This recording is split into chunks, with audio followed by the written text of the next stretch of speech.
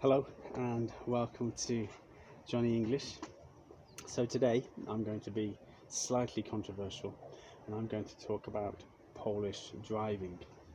Now, as you all know from my previous two videos, I've just been on a short trip to Podlaskie, the eastern part of Poland, and on the way there was a 2-hour delay because of a traffic accident. So it meant sitting in the heat of the day and slowly driving and waiting to get to the point where the traffic was cleared. Now coming back, there was also today a 2-hour delay because of a traffic accident. Now when I speak to many people who are not from Poland, usually British people, I have to admit, we are all of the consensus that Polish drivers tend to be a little bit dangerous. Now it doesn't mean that you are not in Poland good drivers, because it's not about skill level, it's not about your ability as drivers, it's more about your decision making and the fact that everybody seems to be always in such a massive hurry all the time, wanting to get somewhere. So there are certain things that Polish drivers do, particularly on motorways, that in England would be considered bad manners and that really irritate us and make us unhappy to be on the motorways, because of the way that many Polish drivers behave. So I'm just going to list a few of those things and give you the expressions that we have in English for those, what we call those behaviours in English. So the first one is when you're in the fast lane of the motorway, the outside lane, the overtaking lane, and somebody comes behind you very close and they start flashing their lights to say, move out of the way, I want to come past you. So when they get that close and then they seem to want to squeeze down the left hand side of you, that is called tailgating.